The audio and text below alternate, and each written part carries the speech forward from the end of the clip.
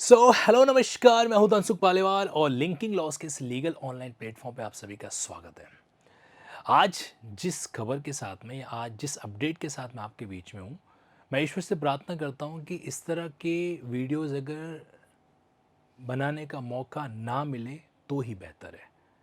लेकिन कुछ चीज़ें ऐसी होती हैं जिनको समाज के सामने, सोसाइटी के सामने दिखाना इसलिए ज़रूरी होता है ताकि एक सिक्के का जो दूसरा पहलू है वो भी दुनिया क्या कर सके, जान सके। आज जो है ना, अभी सोशल मीडिया पे एक रेजिग्नेशन लेटर वायरल हो रहा है और ये रेजिग्नेशन लेटर कोई सामान्य नहीं, ये रेजिग्नेशन लेटर है एक महिला सिविल जज का। और उस लेटर का जब कंटेंट आप पढ़े ना, तो आपको महसूस होगा कि सिर्फ उस लेटर में कोई एक सामान्य औपचारिकता नहीं की गई है। उस लेटर के अंदर अंदर का जो दर्द होता है, अंदर का जो पेन होता है, उसको एकदम सामने रख दिया गया है। कहते हैं ना कि एक बोलता हुआ पत्र, एक बोलता हुआ लेटर जो ना, इस तरीके की अनुभूति आपको यहाँ पे हो सकती है जब आप इस पत्र को पढ़ेंगे। अब चूंकि ये जो वायरल हो चुका है, सब सोशल मीडिया पे ऑलरेडी अवेलेबल है, तो इस चीज़ का पॉजिटिव एस्पेक्ट और नेगेटिव एस्पेक्ट दोनों मैं आपके सामने रखूं, इस पॉइंट ऑफ व्यू से इस वीडियो को हम गुड फेथ के अंदर क्या करें, डिलीवर है जो कर रहे हैं। जिन दोनों प्रोफाइल का जिक्र आज इस वीडियो के अंदर किया जाएगा, वो दोनों ही प्रोफाइल अपने आप में एक पब्लिक प्रोफाइल है, पब्लिक ऑफिसर है, जुडिशियल ऑफिसर आप इनको कह सकते हैं। ऑब्वियस सी बात है क्योंकि ये मामला जुडिशरी से जुड़ा हुआ है। अब देखो हुआ क्या scene, resignation from judicial service, मतलब एक कैंडिडेट एफर्ट लगाता है कि यार वो सिविल जज बन जाए, और सिविल जज बनने के बाद वो चाहता है कि वो जुडिशियल सिस्टम के अंदर क्या करे, प्रॉपर तरीके से अपना एफर्ट लगाए, अपने एक तरीके से अपनी जो कंट्रीब्यूशन वो दे सकता है अपनी सेवाओं से, अपने टैलेंट से, अपने इंटेलेक्चुअल नॉलेज से उसको डिलीवर करे, है ना। फिर ऐसी क्या नौबत आ जाती है कि उसको रिजाइन है जो करना पड़ जाता है। देखो कई बार जो है ना, एलिगेशंस के दोनों पार्ट को समझना ज़रूरी है जो होता है। ये रेजिग्नेशन लेटर जो है ना, वो रेजिग्नेशन लेटर के साथ साथ एक तरीके से एलिगेशन लेटर भी लग रहा है। ठीक। अब एलिगेशन लेटर किस बात का, यहाँ पे ऑनरेबल जो रजिस्ट्रार जनरल है उनको भेजा गया है, लेटर ऑनरेबल चीफ जस्टिस को लेटर भेजा गया रजिस्ट्रार जनरल के थ्रू। लेकिन साथ ही साथ में इन्होंने कई तरह के ऐसे एलिगेशन भी यहाँ पे लगा रखे हैं।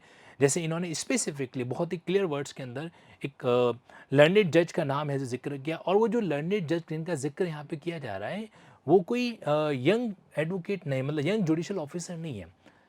1965 में जिनका बर्थ है जो हो रखा है, तो आप मान के चले 35 एंड 25 अराउंड, मतलब अभी उनका एक तरीके से अच्छा खासा एज क्राइटेरिया जो है यहाँ पे डील हो रहा है। और ये नहीं, मैं ऑफिशियल फैक्ट है हमारे पास में, ये सारी पब्लिक प्रोफाइल है जो आपके सामने स्क्रीन पर आपको दिखाई दी जा रही है। प्रोबेबली जो है आपके ऊपर इस तरह का एलिगेशन लगाया गया है, 15/8/1965 आपका बर्थ डेट है।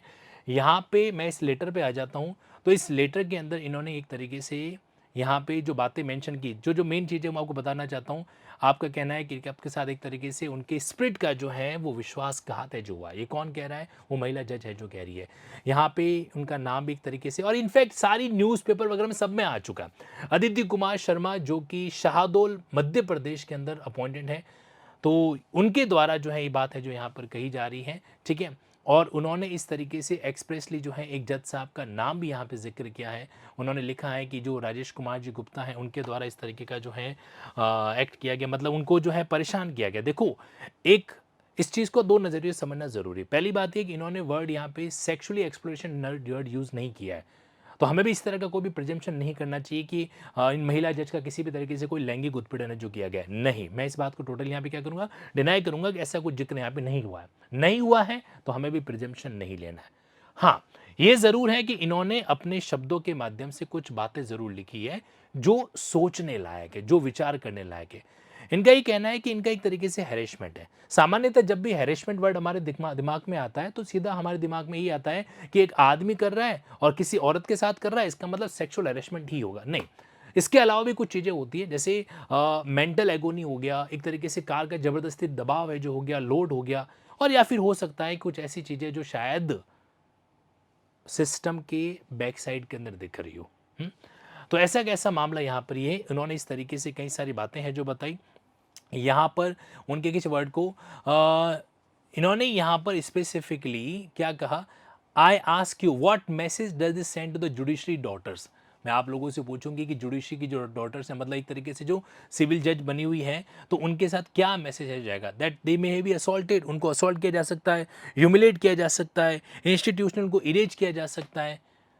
ये सारी बातें यहाँ पे इन्होंने बताई, और इन्होंने कुछ इमोशनल बात भी लिखा कि मैं इसको अब छोड़ रही हूँ, नो कंपेशन, नो अपोलॉजी, मतलब कुछ भी जो है चीज़ इसके अंदर, नो री इंस्टेटमेंट वगैरह, कुछ भी चीज़ जो है मुझे क्या नहीं कर सकती वापस, एक तरीके से सेटिस्फाइड है जो नहीं कर पाएगी। मतलब ये इंसान का जो पेन होता है ना, वो वहाँ पर कहीं कहीं जो बोल जाता है। और भी कई सारी बातें इन्होंने लिखी। स्पेसिफिकली मैं एक पैराग्राफ पे आपको यहाँ पे ज़रूर लेके आना चाहूँगा, जहाँ पर जिस एलिगेशन के बारे में बात की जा रही है वो इन्होंने यहाँ पे एक तरीके से मेंशन है जो किया है, राइट।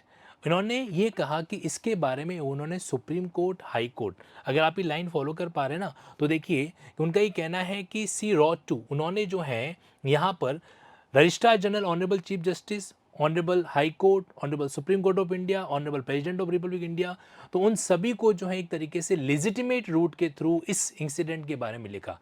अब वो कहते हैं ना कि बिना आग के धुआं तो नहीं होता, तो थोड़ा सा सीन यहाँ पर वो भी दिखाई दे रहा है कि कहीं कि कुछ न कुछ तो गलत हुआ है, तभी तो एक जज जो अपने एफर्ट लगाने के बाद सिलेक्शन में हुई, और उसने बाद में इस तरीके से क्या कर दिया, रिजाइन है जो कर दिया। अभी रेजिग्नेशन लेटर जो है ना, एक तरीके से देखा जाए तो जुडिशरी के ऊपर काले धब्बे की तरह रीड हो रहा है। देखा जाए तो इसका एक तरीके से प्रॉपर पोस्टमार्टम या प्रॉपर तरीके से इंक्वायरी कंडक्ट होना जरूरी भी है। अगर नहीं हुआ तो ये एक चीज जो कहता है ना कि कुछ सवाल आधे अधूरे रह जाते हैं, तो वैसा के वैसे सीन यहाँ पर भी रह सकता है ना। अब इस सारे सवालों के साथ साथ में कुछ सवाल मस्तिष्क में और भी है।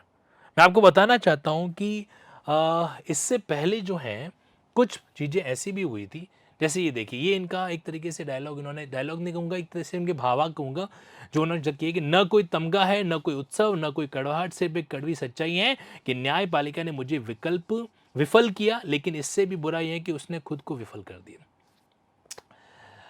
अब यहाँ पे एक फैक्ट मैं आपको और बताता हूँ। 2023 में 2023 के अंदर क्या हुआ था कि कुछ महिला जजेस थी जिनका सिलेक्शन डिबार कर दिया गया था सिविल जज में सेलेक्ट होने के बाद में। तो अदिति कुमार शर्मा के साथ साथ में 6 महिला न्यायिक अधिकारी और थी, तो उनको असंतोषजनक प्रदर्शन के आरोप में सेवा से बर्खास्त कर दिया गया था। मतलब प्रोबेशन के अंदर इनका जो कामकाज है वो सेटिस्फैक्टरी नहीं लगा। अब ये फैक्ट यहाँ से कितना रिलेवेंट हो सकता है वो तो इंक्वायरी के अंदर पता चलेगा, क्योंकि देखो अगर इन मैडम ने कामकाज अच्छे से नहीं किया और इसके लिए बीइंग अ डिस्ट्रिक्ट जज इनको इस तरीके से कुछ कहा गया है और वो ये टॉलरेट नहीं कर पाई, तब तो यहाँ पे एक तरीके से देखा जाए तो सामान्य भाषा में अगर आपसे बात करूँ तो एक विक्टिम कार्ड की तरह यहाँ पर वो सीन देखा जा सकता है। लेकिन महिला ने कदम बहुत बड़ा उठाया, उन्होंने रेजिग्नेशन कर दिया, रिजाइन सबमिट कर दिया, वो भी जुडिशरी के ऑफिसर की पोस्ट से।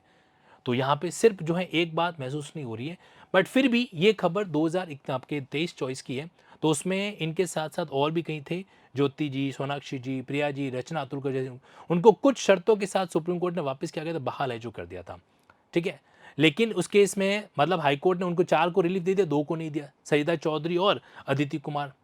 फिर 28 फरवरी को सुप्रीम कोर्ट ने अपने सख्त फैसले में अदिति शर्मा की बर्खास्तगी को मनमाना और अवैध माना था, और इस तरीके से उन्होंने, तो देखो मैं एक बात जरूर कहना चाहूँगा कि जब गलत होता है तो वापस सही भी जुडिशरी ही करती है, न्यायपालिका के अंदर विश्वास रखना बहुत ज़रूरी होता है। लेकिन इस मैटर के अंदर अब यहाँ पर आगे क्या होगा, ये तो जितना जल्दी सुप्रीम कोर्ट इस मैटर को डील करे वही एक देखा जाए तो उस एंगल से ठीक है जो रहेगा। कुछ बातें और हैं जो यहाँ पर हम स्क्रीन में डिस्कस है जो कर सकते हैं।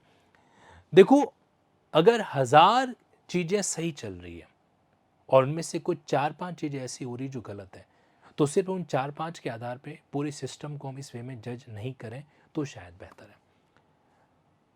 ना तो हम इस वर्तमान स्थिति में सक्षम हैं कि यहाँ पर कुछ स्पष्ट ओपिनियन दें कि इनके साथ गलत हुआ, ये गलत किया या ये सही किया, कौन गलत कौन सही, क्योंकि उसके लिए तो एक प्रॉपर इंक्वायरी करना ज़रूरी है। यहाँ पे इन्होंने मेंशन जरूर किया कि इनके पास डॉक्यूमेंट्री एविडेंस वगैरह है, लेकिन सोचने वाली बात है कि अलग अलग संस्थान, high court, supreme court, president वगैरह सबके पास ये चीज़ पहुंची, तो आखिर कोई एक्शन क्यों नहीं हुआ और क्यों जो है इनके द्वारा एक कंप्लेन दर्ज नहीं कराएगी। ये भी सोचने वाली बात है कि अगर कुछ चीज़ गलत होती है तो वहाँ पे कई बार जो ना उस शिकायत करना भी ज़रूरी होता है, चाहे वो एफआईआर के फॉर्मेट में हो, कंप्लेन के फॉर्मेट में हो।